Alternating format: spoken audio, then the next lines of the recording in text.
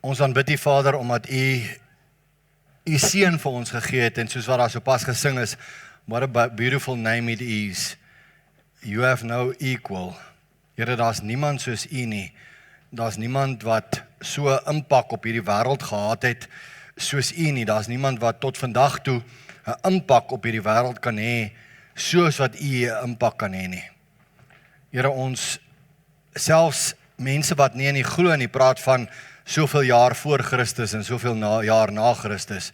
Dis net amazing, Here, dat U die kalender verander het, dat U die kalender tot stilstand gebring het, dat U die een is wat alles verander het. En ek wil vanoggend vir U kom aanbid. Ek wil U kom loof, ek wil U kom prys. Wat 'n wonderlike naam is die naam van Jesus. Wat 'n wonderlike naam om te noem oor ons lippe. Die roos van Saron, die leeu van Juda. En so kan ons aangaan, Here, daar's tientalle name vir U, daar's tientalle name vir God die Vader, daar's tientalle name vir die Gees, die Heilige Gees. En Here, ons kan nie uitgepraat raak oor wie en wat U werklik is nie. En ons kom vandag na U toe as U kinders, en ons wil maar net U naam groot maak. Die doel, kom ons hier by mekaar is nie om vir 'n mens nie. Dit gaan nie oor mense nie, dit gaan nie oor myself, of oor John, of oor Esteban, of oor enige een van die mense op die personeel, of wat ook al nie. Dit gaan nie oor die band nie, Here, dit gaan oor U. En maar alhoewel ons dankbaar is vir mense wat in bediening staan, alhoewel ons dankbaar is dat daar mense is wat ons lei, dat daar mense is wat bereid is om by 'n deur te staan in die koue wind en vir ander mense welkom te laat voel by die verwelkoming. Iemand wat opoffer om vroeg te kom, om vir ons te help, om al die kabels te koppel en so aan, sodat ons kan hoor, dat ons kan sien, dat ons kan ervaar.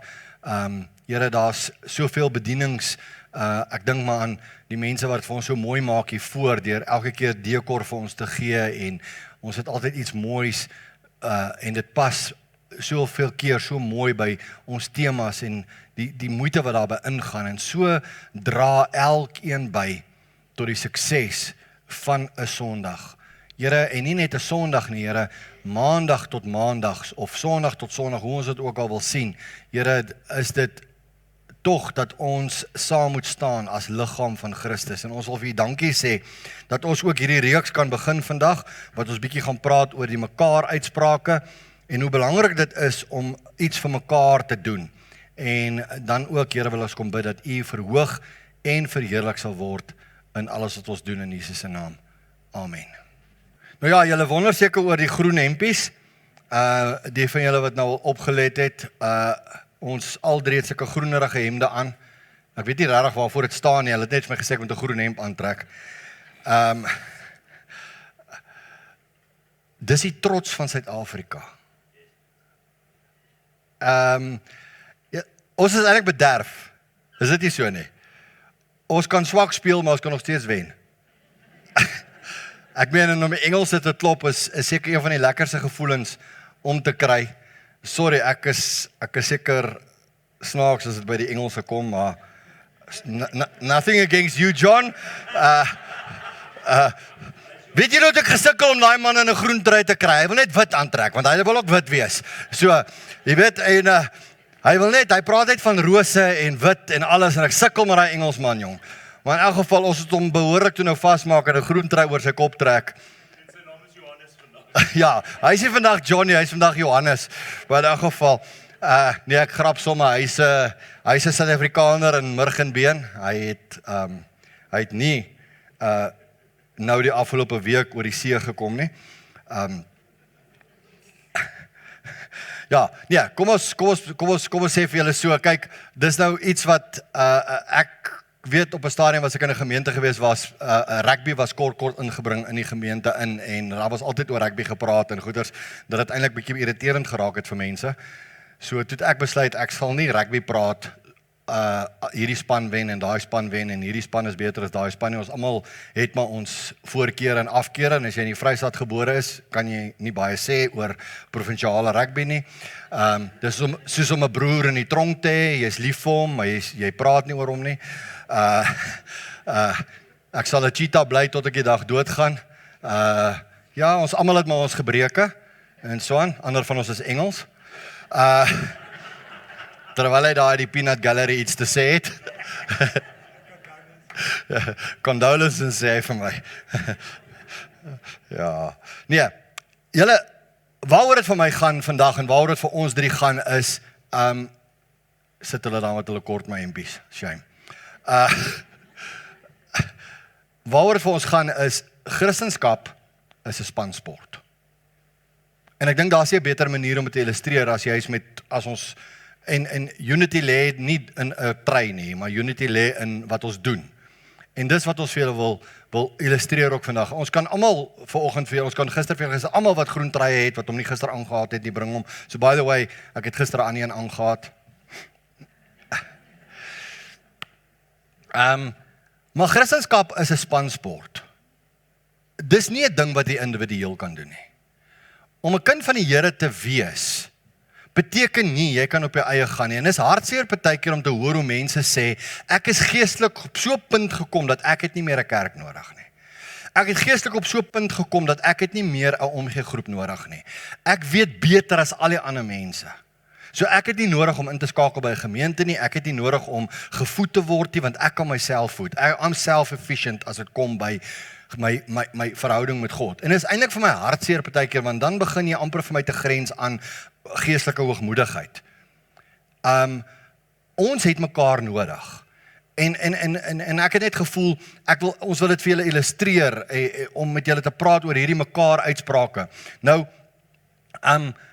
as iemand vra, en dis soos die ding gebore is in my kop, is, iemand het die vraag gevra, hoe lyk 'n gesonde gemeente? Wat is 'n gesonde gemeente? Nou, jy kan daarmee maak net wat jy wil. My opinie, en hierdie is suiwer my opinie, 'n gesonde gemeente gaan dit nie oor 'n individu nie. Dit gaan nie oor 'n predikant nie. Dit gaan nie oor 'n kerkraad of 'n wat ook al nie. Dit gaan ook nie oor hoe jou gebou lyk nie. Jy kan vir my sê, ja Marius, is maklik vir jou om te sê, dit gaan nie oor gebou nie, want jy het nie jou eie gebou nie. Great, jy kan dit sê as jy wil. Maar gaan dit oor 'n gebou op die uiteinde van die dag? Gaan dit oor die tipe stoele waarop ons sit? Gaan dit oor die programme wat ons aanbied as gemeente? Gaan dit oor wat ook al? Of gaan dit oor die volgende, en ek wil vir julle sê, dit gaan oor die volgende, daar's oor die 60 plekke in die Bybel, en net in die Nuwe Testament, waar daar vir die liggaam van Christus gesê word, en daar staan 'n beeld, liggaam van Christus, né? Daar's oor die 60 verwysings net in die Nuwe Testament, waar daar gesê word, julle moet mekaar. Julle moet mekaar. En die een wat die meeste genoem word, is julle moet mekaar lief hê. En dan is daar baie ander, nou, ek dink so myne daar so 18 of so het ek getel, om daar julle moet mekaar gesit. Daar is min of meer, soos ek gesê het, amper 60 verwysings daarna, waarvan daar baie is wat herhaal word. So daar's omtrent, as ek reg getel het, omtrent 35 verskillende goed wat in die Nuwe Testament staan, wat ons aan mekaar en vir mekaar moet doen. Nou, as ons dit kan deurtrek, en dit is die enigste keer dat ons dit gaan doen, ons gaan nie aanhou met die rugby ding nie, dis presies wat Rassie Erasmus gedoen het vir Suid-Afrika met die rugby. Hy het dit ons span gemaak. Ons is trots. Ons skree vir die bokke. En dit gaan nie dan oor, is jy agtergeblewe, of is jy previously disadvantage, of is jy huidig disadvantage, of is jy wie ook al jy is, of wat is jou velkleur, wat is jou voertaal, wat is jou eerste taal, wat is jou, wat ook al nie. Die mense staan agter Rassie Erasmus. En hulle kyk nie na sy vel nie, hulle kyk nie na wat ook al nie, want hy's 'n verskriklike, inteendeel, ek dink amper hy is die beste afrigter in die wêreld. En ek glo min mense sal daaroor stry. Ek weet daar's mense wat sal sê, ja, jy sê dit omdat jy 'n Suid-Afrikaner is. Maar julle, daar's niemand wat 'n span kan vat nie, as jy Chasing the Sun gekyk het, van waar hy die Springbokke gaan haal het met 'n 57-0 verloor teen die All Blacks. En hoe hy daai span stelselmatig gebou, daai selfde ouens omtrent wat 57-0 verloor het, daai selfde spelers van hulle die wêreldbeker gevat 2 jaar daar. Hy het nie personeel gechange nie, hy het hulle harte gechange. En dis waaroor dit gaan. Ouens, as ons 'n suksesvolle gemeente wil wees, yes man, ek droom oor ons eie gebou. Ek droom oor daai sitplekke wat ons gaan insit, wat jy so in wegsak met die koppiekie langs dan kan jy jou koffiekoppie so langs jou insit. Jy kan so 'n bietjie, jy weet, hy het so 'n bietjie van 'n spring in hom. Jy kan so 'n bietjie terugsit. Jy weet, hierdie plastiek stoel as jy terugsit en jy sit te ver terug, dan ek weet, want dit gebeur net met die vet ouens soos ek, né? Want Ek kyk nou ja, ek kyk vir jou, Kotie, ek kyk vir jou. Want sy sien my nou, né? En sy sê vir my, het jy gister stout gespeel? So, ek vat dit. Okay, so, ek vat die punches wat na my kant toe kom. Maar al wat ek net vir julle wil sê is, ons almal droom oor goed, is dit nie waar nie? Okay, maar, dit help nie ons praat die hele tyd met mekaar oor, as ons eendag ons gebou het, dan gaan ons dit doen nie. As ons eendag ons dit het nie. Dit wat ons nou het, julle, is meer belangrik, is uiters belangrik vir ons gemeente. Hierdie ding wat ons nou doen, om saam met mekaar te werk, om saam met mekaar in cruise te werk, om hierdie sonnagoggende voor te berei.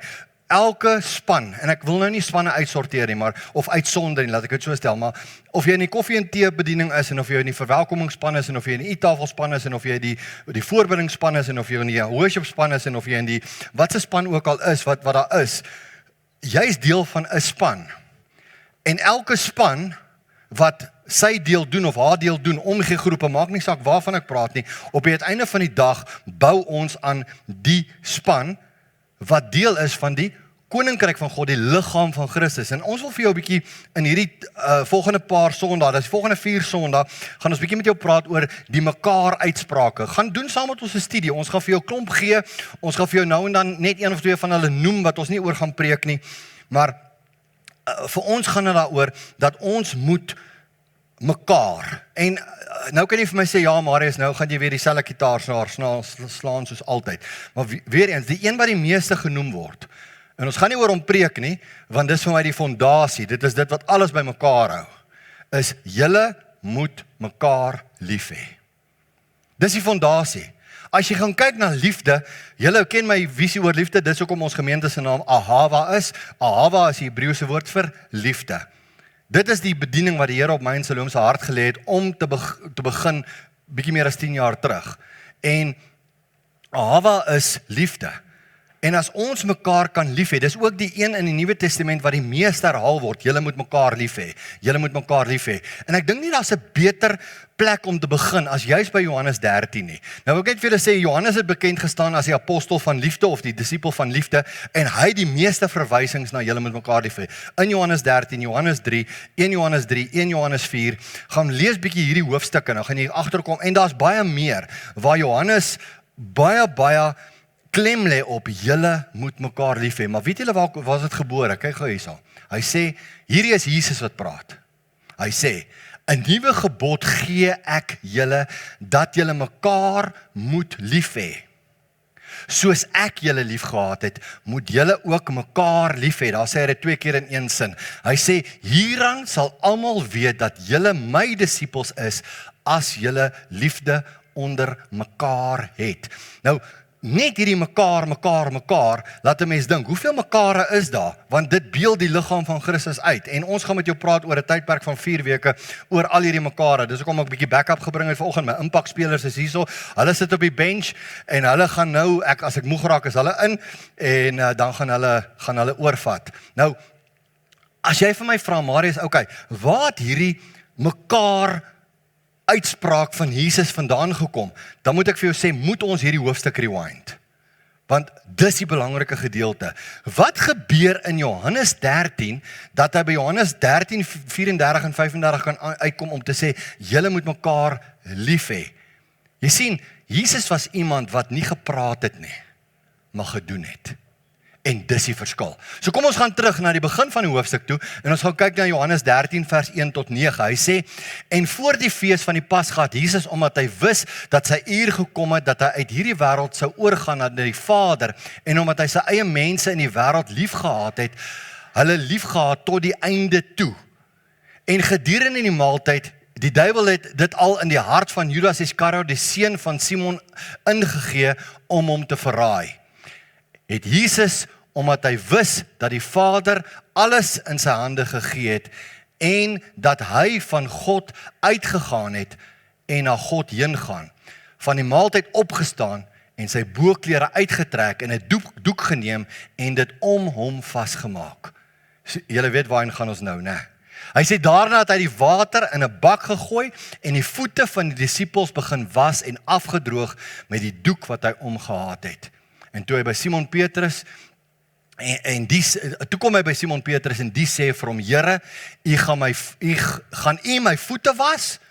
Jesus antwoord hom: wat ek doen begryp jy nou nie, maar jy sal dit hierna verstaan. Petrus sê vir hom: u sal my voete in der ewigheid nie was nie. Jesus antwoord hom: as ek jou nie was nie, het jy geen deel aan my nie. Hierso is 'n evangelie konneksie wat Jesus hier maak, fisies maar ook geestelik, né? Hy sê, en Simon Petrus sê vir hom: Here, nie net my voete nie, maar ook my hande en my hoof. Ou Simon was altyd hierdie eerlike ou wat gesê het: Here, maar ek het nodig dat u meer was as net my voete. En Jesus sê vir hom: nee, vir nou gaan ek net jou voete was. Haak net bietjie Petrus, jy gaan, maar Petrus het geweet, Here, eintlik lê my probleem hierso, né? Soos waar my probleem ook almal lê, is net hierdie stukkie. Die res is okay. Maar dis waar 'n mens baie foute maak. En nou kom Petrus en hy sê: Here, maar ek handel partykeer verkeerd. Ek loop waar ek moet loop nie. Jy gaan my voete was. My handelinge is ook nie goed nie. Here, my denkpatrone is nie goed genoeg nie. Dan moet u my hoof was, u moet my hande was, u moet my voete was. En Jesus sê vir hom: dis okay. Jy verstaan nie nou nie, maar jy sal verstaan. Maar wat vir my uitstaan van hierdie gedeelte is, Jesus praat nie net van julle moet mekaar lief hê nie. Hierso illustreer hy dit. Is dit nie so nie? Hier gaan Jesus die dienaar, wat eintlik die Here is, word die dienaar. En hy gaan op sy knieë, hy trek sy bokkleed af, hy sit 'n doek om sy lyf, hy buig voor sy eie mense, en hy was hulle voete. Wie se voete het hy gewas? Petrus sinne, wat hom sou verloon. Al die ander wat sou weghardloop. Johannes wat hom net van ver af sou volg, daai nag. Judas, wat hom verkoop het vir 30 sikkel silwer. Hy was sy voete. Want hy weet ons is mens, maar hy illustreer vir ons iets so, en dit bring vir my by Johannes 13 vers 15, tussen hierdie twee gedeeltes, kom hierdie wonderlikheid uit waar hy sê, want ek het julle 'n voorbeeld gegee, om net soos ek aan julle gedoen het, so ook te doen. En ou moet so rukkie net gaan sit met hierdie vers. Hy sê: voorwaar, ek sê vir julle, 'n dienskneg is nie groter as sy heer nie, en 'n gesant is ook nie groter as die een wat hom gestuur het nie. As julle hierdie dinge weet, salig is julle as julle dit doen. So dit help nie met my kop sê ek, ja, ek sal mense se voete was. Ja, ek sal dien. Ja, ek is bereid om in die koninkryk van God 'n verskil te maak. Ja, ek beloof vir jou. Watch my, hoe doen ek dit? Doen dit. So wanneer ons hierdie reeks vir jou bring, van julle moet mekaar, dan is ons hele doel, is dat ons nie sal uitstap, sonder om te gaan doen nie. So ons gaan jou challenge, as ons met jou oor hierdie goeters praat. Ons gaan jou challenge dat jy 'n verskil gaan maak. So vandag gaan ons met jou praat oor bou mekaar. Dit is 'n afdeling. Ons het 'n klomp gevat en ons het in 'n afdeling gesit. Vandag se tema is bou mekaar. So as ons daaroor gaan praat, bou mekaar. En die eerste punt is dat ons mekaar moet dien. Maar ek dink John gaan vir julle 'n bietjie meer vertel van dit. Dankie Marius. Môre julle. Haven't we all been called to serve? We've been called to serve others as stewards of God's grace. 1 Peter 4:10. Each one should use whatever gift he has received to serve others, faithfully administering God's grace in its various forms. And I want to stick at the first note, and I want us to take from the first sentence, each one of us. And so often, when I speak to people, that the people say, I don't know, I really haven't got any gifts, and I really don't know what to do in the church. And I keep on asking myself, but didn't it say that each one of us have received a gift from God? As a child of God, each one of us have received a gift, or more as one gift. The Americans have a wonderful saying. It's not what America can do for you, but what you can do for America. Now I want to change that a bit. It's not what a Harvard Family Church can do for you, but what can you do for a Harvard Family Church in God's kingdom? Have you ever thought of it that way? Because many people, when they come in, one of the first things they want to do is be served.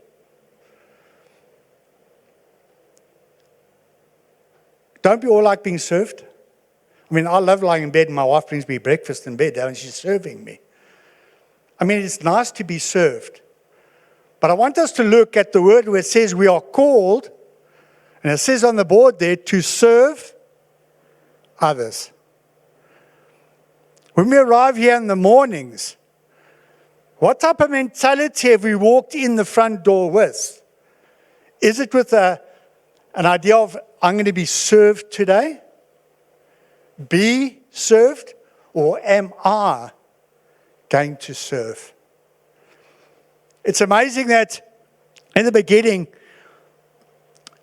God says He has given us all a gift. Whether you're preaching in front here or you're sitting at the coffee station, we've been given a gift. Standing at the back there at the art table or doing the sound or praise and worship here in front, we are living out our gift that God has given us. So why are we so scared in our inner being to serve other people?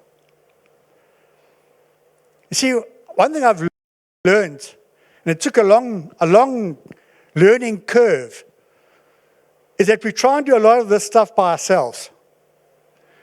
We take our own courage and our own power to try and serve in the church.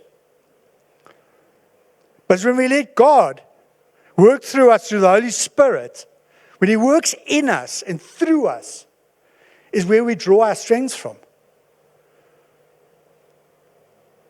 A lot of times I sit and I write messages here in my book.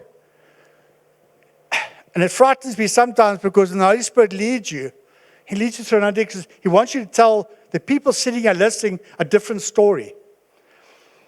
And one of the ones, Marius touched on it now, was about Jesus. And He was the King of Kings, the Lord of Lords. And he comes and he takes a towel, as Marius says, and He bends down to wash. That Jesus, Almighty as He is, bends down and humbles Himself to serve. To someone, to wash someone's feet.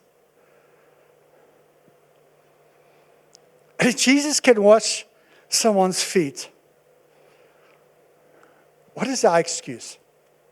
What is our excuse that we can't humble ourselves to serve someone else here?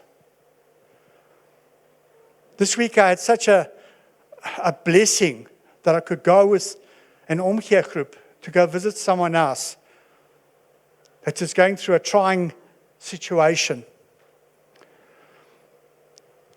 I was honored to be able to sit at this group while they ministered, showed love, gave word, and we could even pray and anoint as people. Isn't that what we're called to do when we get called to serve people?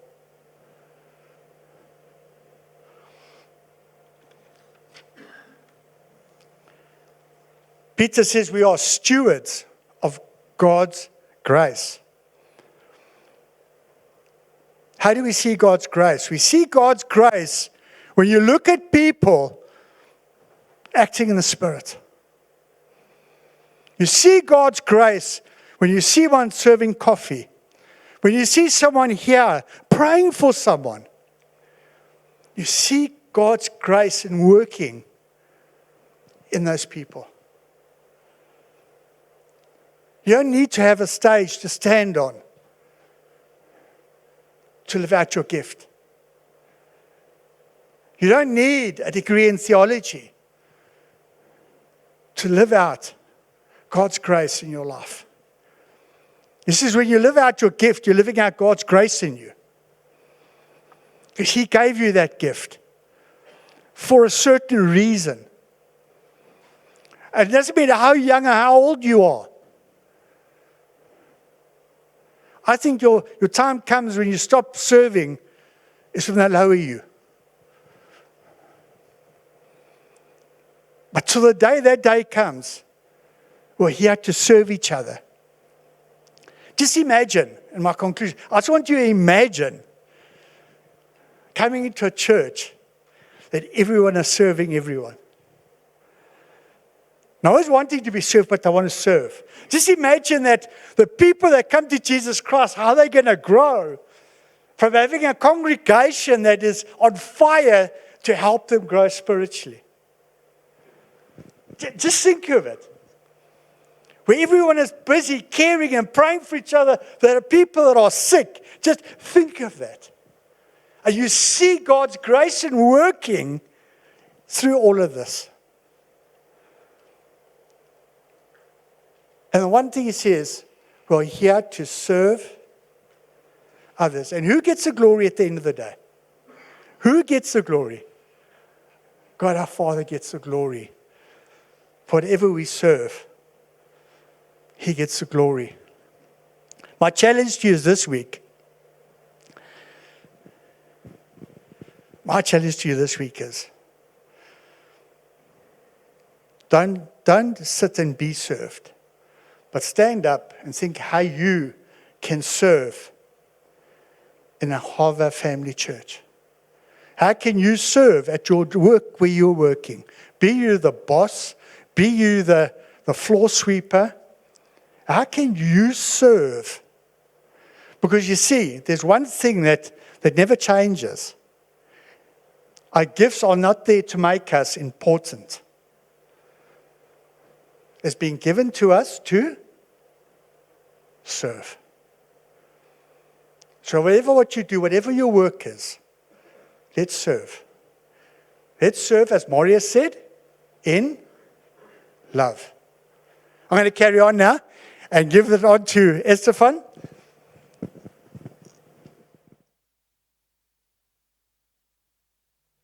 Thank you, Uncle John.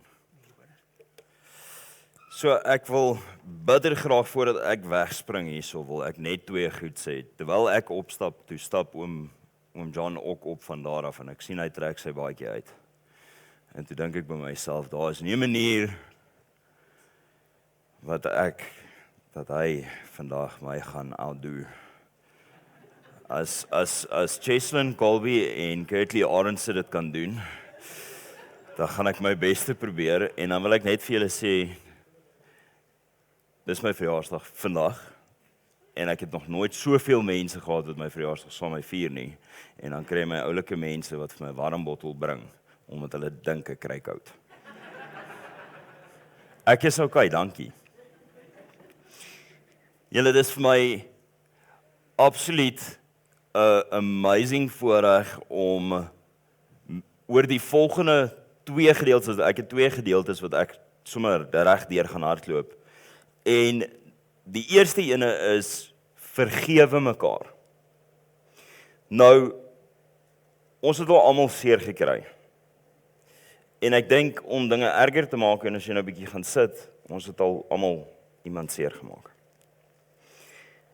En dit vat partykeer minute om oor dit te kom. Partykeer maande, partykeer jare om oor daai pyn van die seer te kom. En omdat ek vandag nou, ek weet hoe Marius sê, kom uit 'n kerk uit wat hulle baie oor rugby uitgepraat het. Ek kom uit 'n kerk uit wat jy het nooit rugby gepraat nie, want nommer 1 ek's 'n blou wolf, so ek moes altyd stil bly. Shame. Praat die cheetah. Maar tweedens, ons praat mos nie politiek en rugby en al daai dinge nie, maar omdat ons vandag en ek met trotsheid hierdie trui dra, wil ek julle gou 'n bietjie terugvat. En die datum waartoe ek julle wil terugvat was snaaks genoeg die 12de November 2022. Bokke speel teen Frankryk, een van the most anticipated games, onthou dis altyd daai een aan die einde van die jaar. En dis Frankryk, en ons almal weet as ons praat van DuPont, hoe baie ons van hom hou. Maar daar gebeur iets met Pieter Steph du Toit. Wêreldspeler van die jaar. Great ou. Nog nooit 'n kaart in sy lewe gekry nie. En hier gaan hy, en hy slaan 'n ou in 'n tackle kop aan kop botsing. En hy kry 'n rooi kaart in die 12de minuut. Nou nie vir die van julle wat dit nie kan onthou nie of dalk nie die game gekyk het nie. Ons het daai dag verloor. Nie groot nie, 26-30, maar ons het verloor. Want ons het 'n impakspeler verloor met 'n rooi kaart. Hy's af. En was sy span kwaad? Was 'n bokkie kwaad vir hom? Was Rassie kwaad vir hom? Was ons as ondersteuners kwaad vir hom? Definitief. Definitief. Maar dis nie wat my oor hierdie punt wil laat praat nie, want ek sal my lewe nooit vergeet. Toe hulle die kamera na hom toe draai, daar kry sy rooi kaart. Daar's die kop en kop botsing. Maar kyk sy gesig. Kyk sy gesigsuitdrukking wat hy doen. Hierdie man het seker vir dan, ek meen dit was die 12de minuut wat hulle hom afgestuur het, vir die res van die wedstryd het hy gesit en huil.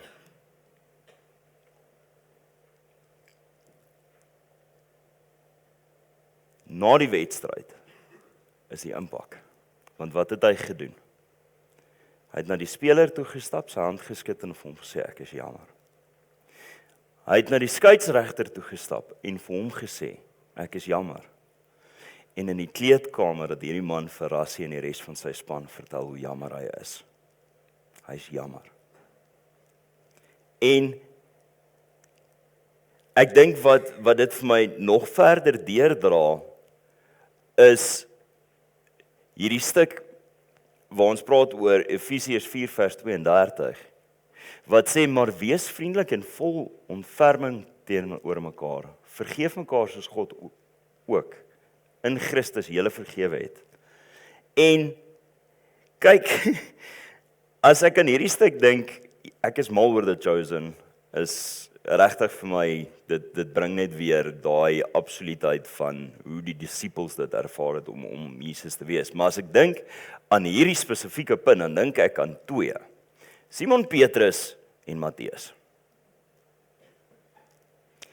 En die feit van die saak is dat volgens Simon Petrus het hy elke reg gehad om kwaad te wees vir Matteus.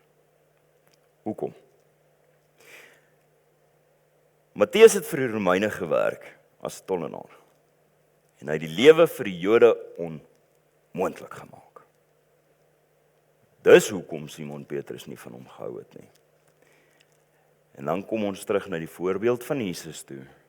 En ons sê, ekskuus, ons vat hom terug, ek wil net vir julle hier in die Engels, dis daai be kind and compassionate to one another, forgiving each other, just as Christ God forgave us.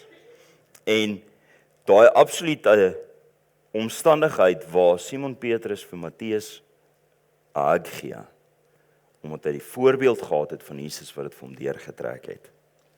Nou, hierdie kom uit die NIV uit en hy lees hom vir my so mooi. Ek dink die Engels, kyk Afrikaans is vir my altyd, dis my huistaal, ek is 'n gebore boereseun, so in Afrikaans kan ek baie dinge doen, maar ek dink die NIV, die Engels, hierdie be kind and compassionate to one another, forgiving each other just as Christ God forgave you in Christ.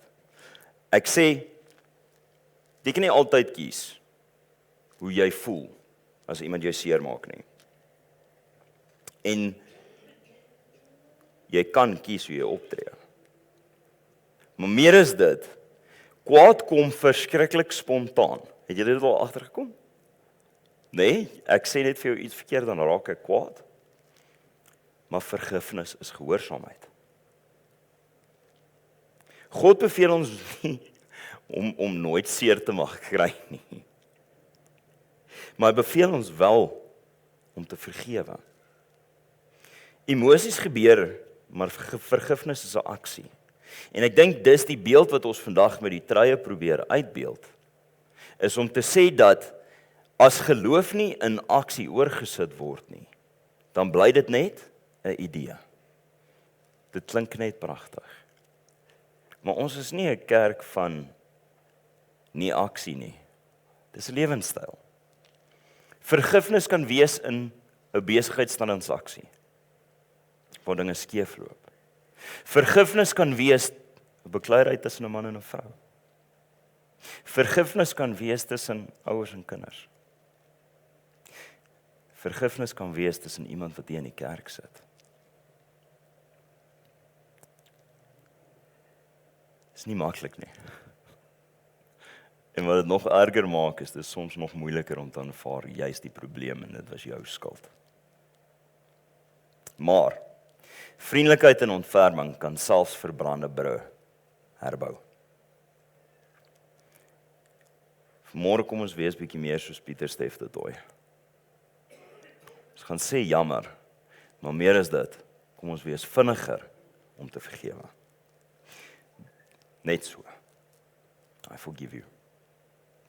My tweede punt is verdra mekaar. Nou, hierdie was vir my lekker een om met oom Marius te kan sit en gesels, om by hom te hoor, is ek aan daai trek, verstaan ek dit reg? En toe hy vir my sê, amper, maar nie heeltemal nie. Toe dink ek, okay, nou hoe gaan ons hierdie bietjie verander? Nou, dis maklik om mekaar te verdra. Of is dit? As ons gaan lees wat sê hy in Efesiërs 4 vers 2, dan sê hy met alle nederigheid en sagmoedigheid, met lankmoedigheid, terwyl julle mekaar met liefde verdra. Die NIV sê, be completely humble be completely humble and gentle. Be patient, bearing with one another in love. Die Griekse woord vir verdra is anogemenoi. Anogemenoi. Ek gaan jou nog een keer gooi. Anogemenoi. En dit beteken regtig nie net om bloot op te sit met iemand nie. Ek dink hulle is nogal heel content met my partykeer. Ag, ek nou weer opsit met hierdie ou. Esterans by my ek. Ai, tog. Dis nie net om met mekaar op te sit of opgeskeep te sit nie. Maar dit dra meer die idee dat om mense met geduld te dra. Om ruimte te gee vir hulle swakhede. Om hulle definitief nie weg te stoot wanneer dinge moeilik gaan nie. Nou Marlene, my wonderlike vrou Shame, ek dink jy is siek vanmôre. Dis hoekom sy nie vandag by kerk is nie. En sy sou vir my sê, gebruik jy my al waaragtig weer in 'n preek. Nou ek sê net vir julle, pastoral warning, anything you say or do may be used in a sermon. Vriendelike waarskuwing. Maar in hierdie geval sal sy vir my sê, I love you, but I don't like you very much right now. En dit is so waar. Sy kan deur my foute of dit wat ek fout gedoen het, nog steeds lief wees vir my. Maar sy hoef nie noodwendig op daai spesifieke stadium van my te hou nie. Nee? En dis okay. Because I still love her too. Al het sy meer fout as ek.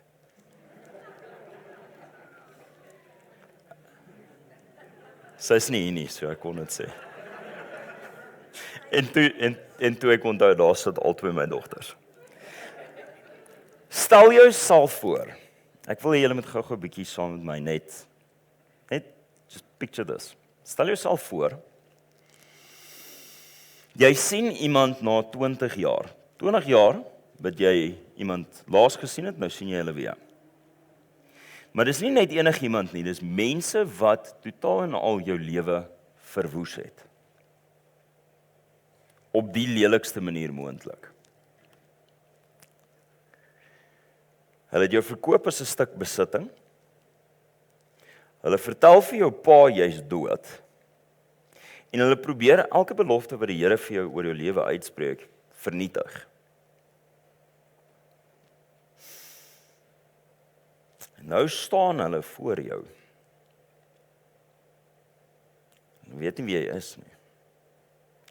Jy het soveel mag in jou hande, dat met een woord word hulle doodgemaak. Was jy al ooit so seer gemaak deur iemand? Nou het jy die mag. Wat sou jy doen? Met een woord kan jy hulle doodmaak. Wat sou jy doen?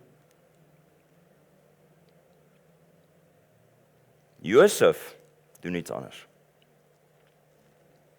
Hy toets hulle en hy kyk of dit hulle verander. Maar terwyl jy en as jy regtig hierdie storie gaan lees, gebeur daar iets so merkwaardig. Meer as een keer stap hy uit die vertrek uit om te gaan huil. Hoekom? Die seer het nie weggegaan nie. Seer is nie net spontaan ewe skielik nie meer daar nie. Maar toe die tyd reg is, toe kies hy nie wraak nie. Hy kies sy broers. Hy omhels hulle. Hy huil saam met hulle. Meer as dit, hy sorg vir hulle. Dis verdraagsaamheid. Nie omdat hulle dit verdien het nie, maar omdat Josef geweier het, en hoor mooi wat ek gaan sê, want ek gaan dit vir julle 2 keer sê. Omdat Josef geweier het om sy verlede, sy hart te laat beheer. Hoor julle wat ek vir julle sê? Om te weier dat dit wat iemand in die verlede aan jou gedoen het, jou hart te laat beheer. Ek weet, dis moeilik. Maar dis presies wat Paulus probeer bedoel en vir ons sê hierson. Verdraagsaamheid sê nie wat jy doen aan my was altyd reg nie. Verdraagsaamheid sê wat jy gedoen het, gaan nie bepaal hoe ek jou gaan behandel nie. Ek dra jou omdat Christus my dra. Nou gaan ek vir julle 'n prentjie skep. Hawa is nie, en ek is baie lief vir julle almal as ek dit sê, maar Hawa is nie 'n plek waar 'n klomp perfekte mense op 'n Sondag bymekaar kom sit nie. Dis waar moeg mense se arms opgetel word. Dis waar mense wat seer het, 'n pleister kry.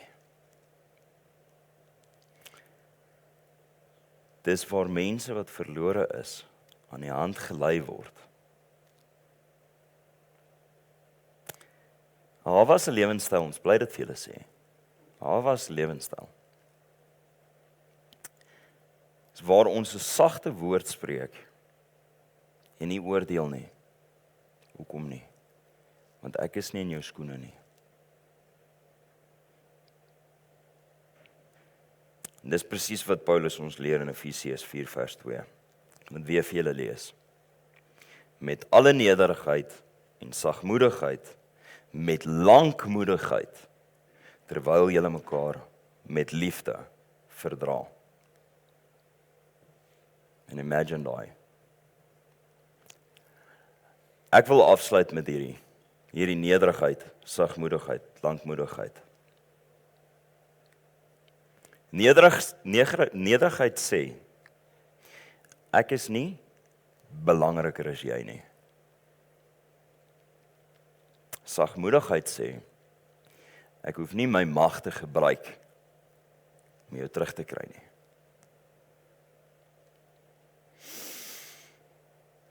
Lankmoedigheid sê, ek gee nie gou op met mense, net soos God, nie opgee op my nie. Keer op keer op keer. En dan sê liefde, ek kies om jou te dra, al kos dit my iets. Dis hoe Jesus ons behandel, en hoe hy verwag, ons met mekaar behandel. En die prentjie wat ek wil hê julle moet wegvat, met verdraagsaamheid uit. Ek wil jou verdra, want as ek moet gaan kyk hoeveel keer Jesus Christus my moes verdra, dan is dit net regverdig dat ek dit met jou moet doen. Ek gaan teruggee voor Marius.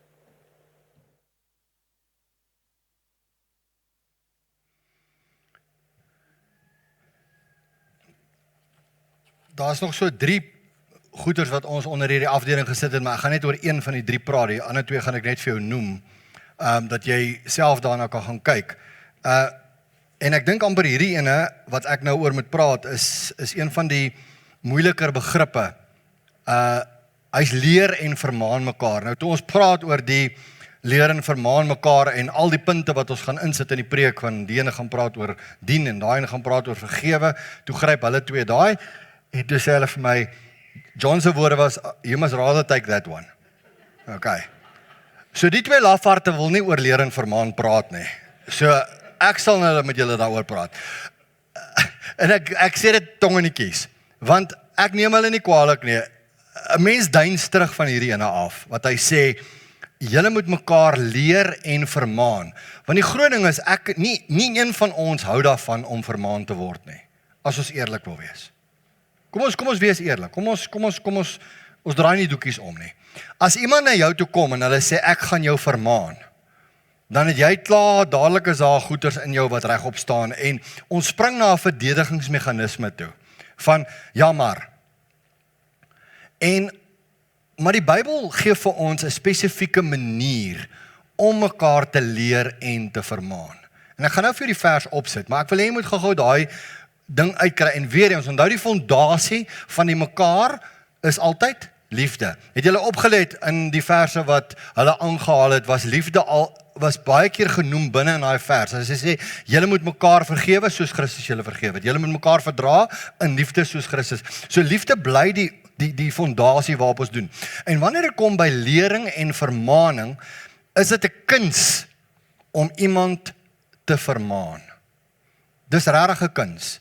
Maar net soos verdraagsaamheid, as julle gaan kyk na die vers wat Esteban aangehaal het, hy sê, julle moet mekaar verdra met alle nederigheid, alle sagmoedigheid en langmoedigheid. En 'n mens jy kan nie dit sonder daai goed doen nie. Want sodra ek langmoedigheid en sagmoedigheid en liefde en daai goeie vergeet in 'n oomblik, dan gaan ek nie verdraagsaam wees nie. En dieselfde met wanneer ek iemand wil leer en vermaan. Nou, wanneer iemand na jou toe kom en hulle sê, ek gaan jou vermaan, dan is dit klaar nie lekker nie. Maar daar's 'n manier wat ons dit moet doen, en wat die Bybel vir ons sê, wat ons moet doen, is dat ons moet gaan kyk na hierdie spesifieke woord. En hy sê vir ons in Kolossense 3 vers 16, nou is weer eens een van daai 3 vers 16, julle weet hoeveel merkwaardige 3 vers 16 is daar in die Bybel. Maar een van hierdie 3 vers 16 wat merkwaardig is juist hierdie ene wat sê, dat die woord, hoor gou waarmee begin hy, die woord van Christus moet ryklik in julle woon in alle wysheid. Daai voorgang is baie belangrik. Wanneer ek na iemand toe gaan, in die posisie om die persoon te vermaan of te leer, moet dit nommer 1 gepaard gaan, dat ek seker maak dat die woord van Christus in my woon. Doen ek dit op grond van die woord? Is die woord die fondasie? En nommer 2, gaan ek wysheid hê om jou te vermaan met die woord? Dan gaan die lering en vermaaning. So my woorde, wanneer ek kom in 'n situasie van, en ek sê, want wanneer ons vir mekaar sê, ek gaan jou vermaan, want die woord van die Here sê, ek moet jou vermaan. En nou, dadelik, not a good way to start. Maar wanneer ek na 'n persoon toe gaan, en ek gaan sit langs hulle, en ek hê 'n gesprek met jou, en ons twee praat, en daar kom iets uit, En ek verwys jou na die woord toe. Nie omdat ek beter as jy is nie, maar omdat ek compassion het. Omdat ek weet dat die fout wat jy gemaak het, kan net sowel my fout gewees het. Ek kan net sowel die ou gewees het wat hier langs my sit. Julle, ek was al aan al twee kante. En dis die moeilikste ding om te doen. As iemand vir jou sê, jy beter met daai ou praat, want daai ou dit, dan dink ek, is maklik om vir jou te sê, jy beter met hierdie ou praat. Want nou is jou job gedoen. Ek het vir Marius gesê, en Marius moet met hulle praat. Marius moet die ding uitsorteer. En yes, ek weet dit kom saam met die territory, en dit kom saam met die titel wat ek dra, maar weet julle hoe moeilik is dit? En ek wil vandag vir jou sê, dat wanneer dit kom by vermaning en lering, dan gaan dit altyd op grond van die woord saam met wysheid. Maar nou is dit interessant, hoe gaan hierdie vers aan? Hy sê, leer vir mekaar met psalms en lofgesange en geestelike liedere en sing in julle hart met dankbaarheid tot eer van die Here. So dalk is dit die beste by om te sê, jy het lekker opgetoffie, ek gaan met jou praat.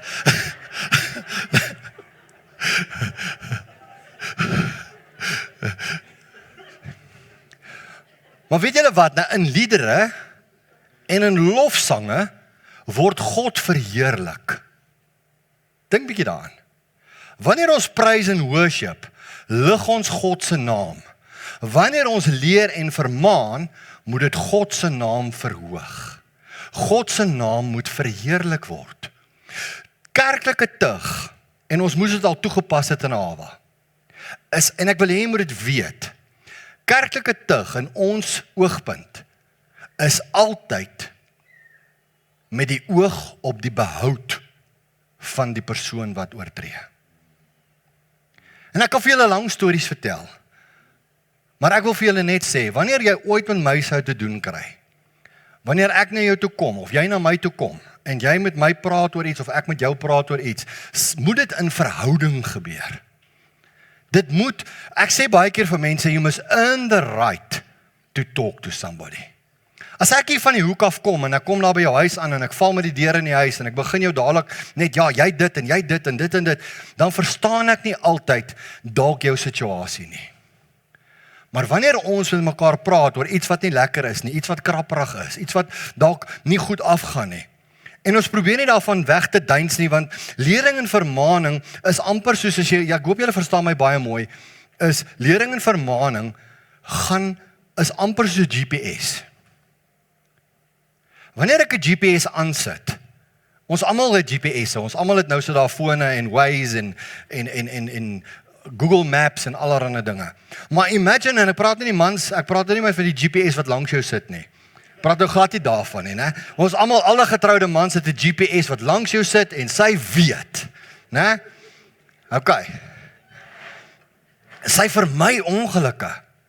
Verskriklik. Daar's baie keer 300 meter voor ons breek daai die 7de kar voor hulle se ligte gaan aan en dan sê jy moet breek. Is dit soos 'n okay, ek sien dit, daar deur ver.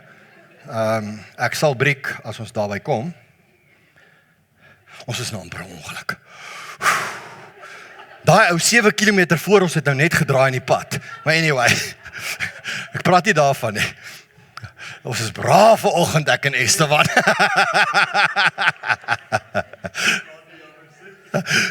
Nee, julle, ek is al wel besig om 'n bietjie te torring.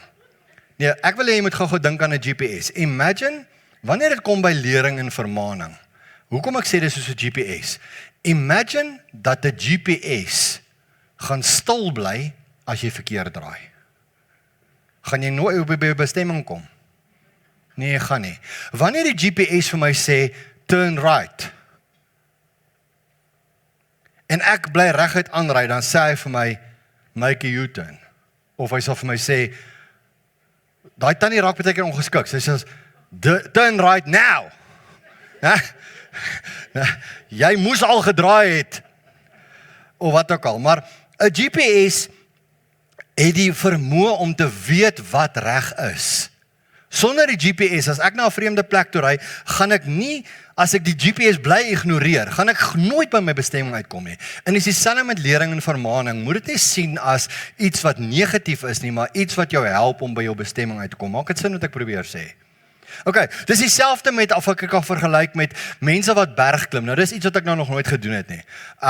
Ons het al gaan loop in die berge en sulke goeders, maar ek het nog nooit gaan hierdie vertical klif gaan klim met toue en wat ook al nie. Maar een van die goed wat daai ouens doen, daar's gewoonlik obviously meer as een tou, né? Maar daar is ook 'n tou wat hulle die bergklimmers maak hulle self nie net vas aan die ankers nie, maar aan mekaar. So wanneer een bergklimmer gly en hy val, is daar genoeg vertroue in die ankers en daar's genoeg vertroue in mekaar dat as ek sou gly, dat wanneer ek sou val, sal my vriende wat saam met my bergklim sal my kan optel. Nou wanneer ek lering en vermaaning so kan sien as iets wat wanneer ek gly, is ons daar vir mekaar om mekaar op te tel. Dan verander dit die prentjie in my kop van lering en vermaaning van iets negatiefs na iets positief. So wanneer ek en jy gaan baie keer aan albei kante kom. Jy gaan baie keer gaan jy die een wees wat dalk iemand anderster moet vermaan en ander keer gaan jy die een wees wat vermaan word. Maar wanneer ons dit doen soos 'n GPS of ons doen dit soos bergklimmers, dan dink ek kom ons by 'n plek waar ons regtig mekaar kan help. So moenie bang wees vir lering en vermaaning nie. Sien dit as 'n hulpmiddel. En bid daaroor. En onthou altyd, ek dink die groot ding is gebruik die woord van God, nommer 1, en gebruik die wysheid. Soos Kolossense 3:16 vir ons sê. Wanneer ons met iemand praat en vermaan. So ons moenie skrik vir leer en vermaan mekaar nie, want as ons mekaar nie leer en vermaan nie, en dis wat ek sê, daai bergklimmers, nê, hoekom maak hulle daai toue mekaar vas? Hulle het nie trust issues nie. Dit gaan oor liefde. Is dit nie so nie? Dink bietjie daaraan. As ek 'n tou aan jou vasmaak en jy maak 'n tou aan my vas en ons klim 'n berg en ek gly en ek weet as ek gly gaan jy my hê. Of as andersom.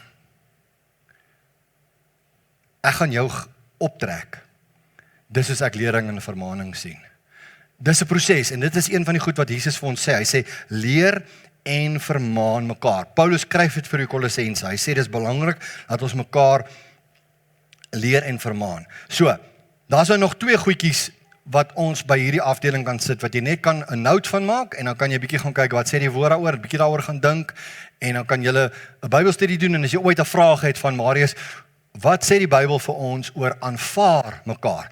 Want, hoekom ek hierheen gelos het is, ek dink amper, dat wanneer ons nie mekaar kan verdra nie, wanneer ons mekaar nie kan vergewe nie, wanneer ons mekaar nie kan dien nie, wanneer ons mekaar nie kan leer en vermaan nie, gaan ons mekaar nie kan aanvaar nie. Dis amper vir my 'n uitvloeisel van die. So gaan kyk bietjie op jou eie tyd na Romeine 5:7 wat sê aanvaar mekaar, en dan is daar 'n ander enetjie, erken julle sondes teenoor mekaar. Wanneer ek dit doen, is dit in 'n verhouding. Dit is in 'n verhouding. Dit is wanneer ek moet veilig voel by jou voor ek my sondes teenoor jou gaan erken. Is dit nie so nie? En dit kom uit verhouding uit. Dit kom as gevolg van ek weet, daar sal nie judgmental goeders wees nie, dit sal kom vanuit vergifnis, dit sal kom uit verdraagsaamheid, dit gaan kom uit sagmoedigheid, uit nederigheid, uit lankmoedigheid, uit daai tipe goeders wat ons van gehoor het. Dit kom uit 'n punt van diens uit, en ek dink dit is hoekom Jesus ook die voete van sy disippels kon was en kon weet, dit wat hy nou doen is 'n voorbeeld. So gaan kyk bietjie op jou eie na Jakobus 5:16, wat sê dat ons sondes teenoor mekaar moet erken. So kom ons sluit af. Nou kom die vraag. Wie en hoe gaan jy in hierdie week die liggaam van Christus dien? Wie gaan jy serve hierdie week? Kry iemand in gedagte en sê vir jouself, of bid daaroor vandag of môre of so, en sê, Here, iewers in hierdie week, voor volgende Sondagoggend 9:00, wil ek iets of iemand dien. Dit kan fisies wees, dit kan geestelik wees, dit kan wees dat jy vir die Here sê, Here, wys my iemand. Ek vat net 'n voorbeeld, wat minder bevoorreg is as ek, wat ek kan dien, wat ek kan serve om vir hulle iets te gee of wat ook al. Of kan dit wees dat ek van my tyd opoffer om met iemand te gaan sit wat ek weet wat emosioneel swaar kry. Of te gaan sit met iemand en net alles dit in jou eie gesin, in jou eie familie, by jou werk, in jou vriendekring. Wie het jy wat jy hierdie week kan dien? Die volgende challenge is, jy kan almal vat of jy kan net een van hulle kies. Die volgende challenge sal wees, wie gaan jy hierdie week vergewe? Teen wie dra jy 'n grudge? Die Bybel sê, vergewe mekaar. En dit kos een mens, een van die twee partye, om na die ander persoon toe te stap en te sê, weet jy wat nee, ek het al vir iemand gesê, ek en jy gaan nie oor en weer braai nie, dit kan ek jou garandeer. Maar ek is jammer. Ja, ek het nie nodig om met jou hand om die lyf te loop nie. Maar weet jy wat nee, ek wil vir jou sê, ek het 'n aandeel gehad in hierdie ongelukkigheid. En ek is jammer. En dit het met my hart uitgekom. Wie gaan jy vergewe? Of wie het dalk al vir jou gevra om vergifnis en jy het hulle geïgnoreer? Ek sal hierdie persoon in my lewe nie vergewe nie. Vergewe mekaar. Onthou ons die vertrekpunt van hierdie hele reeks is, dit gaan daaroor van, wat maak 'n hawa, of wat kan 'n gemeente 'n effektiewe gemeente maak? En die Here het op ons hart gelê, julle moet mekaar. En dis waaroor ons vanoggend met jou gepraat het. Wie kan jy vergewe? Wie kan jy verdra? Wie kan jy dien? Dalk sit jy in 'n situasie wat jy voel daar's lering nodig. Dit kan teenoor jou kind wees, dit kan teenoor 'n iemand, 'n kollega wees by die werk, dit kan wat ook al wees wat jy weet jy wat, ek wil hierdie persoon beskerm. Dis waar lering en vermaaning baie keer inkom. Jy voel jy wil daai persoon beskerm en jy moet met hulle daaroor praat. Ek kan so iets dink. Iemand vir wie ek lief is. En ek weet daai persoon is besig om verkeerde besluite te neem. Of Here, dit is Here, gee my wysheid. Gee my insig. Gee my 'n manier om met daai persoon te praat. Maar dat ek dit doen uit wysheid. Dat ek dit doen met nederigheid. Dat ek dit doen, Here, met selfbeheersing. Dat ek dit doen op grond van u woord. Dat ek daai persoon kan behou of kan wen in hierdie geval vir die koninkryk van God. Hoekom wil ek dit doen? Want ek is lief vir jou. En dan maak dit die hele storie anderster wanneer ons dit doen. So wat 'n challenge gaan jy vat hierdie week? Dink gou. Vat 'n challenge in jou kop en begin die Here te vertrou om daai challenge uit te lewe. Mag die Here met julle wees. Ons praat volgende week weer met julle oor mekaar uitsprake vir die volgende paar weke. Ek hoop dis interessant vir julle en ja, mag die Here vir julle seën en julle bless. As ek klaar gebid het, gaan die van die ouderlinge hier voor wees en dan kan julle saam met ons kom bid as jy 'n behoefte het om saam met ons te bid vir wysheid of vir rigting. Hemelse Vader, dankie vir die genade. Dankie dat ons weet U is met ons. Ek wil kom bid, Vader, dat ons mekaar sal lief hê. Dat ons mekaar sal dien. Dat ons mekaar sal vergewe. Dat ons mekaar sal verdra. Dat ons mekaar sal leer. Dat ons mekaar sal vermaan as dit moet. In liefde. Alles in liefde. Bovenal, Here, dat hierdie gemeente 'n plek sal wees waar dit nie gaan oor 'n persoon nie, maar dit gaan oor 'n aksie. Dat ons mekaar liefhet en mekaar hoër ag as die ander ene. Dat ons eerder almal 'n bak bring om mekaar se voete te was, as wat ons altyd mekaar se koppe wil was. Gaan met ons, ook in hierdie dag en in hierdie week, en dat ons elkeen 'n challenge kan uitlewe in Jesus se naam bid ons dit met danksegging. Amen. Die genade van ons Here Jesus Christus, die liefde van God ons Vader, die gemeenskap van die Heilige Gees, sy inwoning in julle harte, en mag hy julle lei om 'n verskil te maak in sy koninkryk. Amen.